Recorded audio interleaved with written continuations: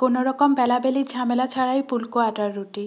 যারা আমার মতো অলস, রুটি বেলতে ইচ্ছে করে না কিন্তু খেতে ইচ্ছে করে, তাদের জন্যই আমার আজকের রেসিপি। বেলা ছাড়া পাতলা আটার রুটি বানানোর জন্য প্রথমে একটা বাটিতে ১ কাপ পরিমাণ আটা নিয়ে নেব। তারপর সমপরিমাণই আবার ১ কাপ পরিমাণ পানি নিয়ে নেব। প্রথমে এই ১ কাপই পানি দেব, এর বেশি দিব না। পরে আস্তে, আস্তে আরেকটু মিশাবো। এখন একটা কাঁটা চামচের সাহায্যে এগুলোকে ভালো করে মিশিয়ে নিব। এই মিশানোর পুরো প্রসেসটা একটু সময় নিয়ে করবেন, তাহলে রুটিটা ভালো হবে। তারপর আমি এখানে দিয়ে দিচ্ছি 1/2 চামচের মতো লবণ। লবণ দেওয়ার পর আবারও ভালোভাবে মিশিয়ে নিচ্ছি। এখন দিয়ে দিব আবার আরেকটু পানি। এখানে 1/2 কাপের মতো পানি আছে আবার। এটা কিন্তু মোটামুটি পাতলা ডোই হবে, দেখেই বুঝতে পারছেন। এখন চুলায় একটা প্যান বসিয়ে দিয়েছি আর তাতে একটু তেল দিয়েছি। এবার তেলগুলোকে একটা টিস্যুর সাহায্যে পুরো প্যানে ছড়িয়ে দিব। এতে করে রুটি বানানোর পরে রুটিগুলো আর প্যানে লেগে যাবে না।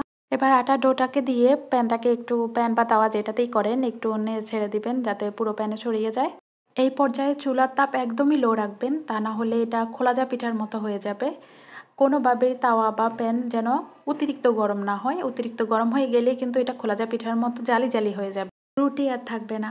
আটার ডোটা দেওয়ার পরে আগুনটা একটু বাড়িয়ে দিতে পারেন, তাতে সমস্যা নেই। কিন্তু এর আগে যদি আগুন বাড়িয়ে দেন তাহলে কিন্তু রুটিটা ভালো হবে না, আগেই বলে দিচ্ছি। আটার ডোটা দেওয়ার পরে এক পাশ যখন একটু হয়ে আসবে তখন একটু উল্টে দিবেন। উল্টে দেওয়ার পরে এই যে আমি যেভাবে করছি এভাবে চামচের সাহায্যে একটু চেপে, চেপে দিবেন। চেপে, চেপে দিলে দেখবেন যে আস্তে, আস্তে রুটিটা ফুলতে শুরু করতেছে। এ পর্যায়ে আসলে কেউ দেখলে বুঝবে না যে এটা আপনার হাতে বানানো রুটি নয়, বা খেতেও আপনার কোনোভাবে মনে হবে না যে এটা হাতে বানানো রুটি নয়, এটা এভাবে বানানো। কোনো তফাৎ বুঝতে পারবেন না। আর এভাবে যদি আপনি একবার রুটি বানানো শিখে যান তাহলে আপনার আর কখনোই ওইভাবে বেলে রুটি বানাতে ইচ্ছে করবে না। কারণ হচ্ছে কোনো একটা কাজ যদি আমরা খুব সহজে পেরে যাই তাহলে অবশ্যই আমরা জটিল পথে যাব না। আমি যখন থেকে শিখেছি আমি এভাবেই বানাই। দেখতেই পাচ্ছেন আসলে রুটিটা কতটা সুন্দর হয়েছে বা কতটা সফট হয়েছে, এটা আসলে দেখলে বুঝবেন কিনা আমি জানি না। তবে আসলে অনেক বেশি সফট হয়েছে।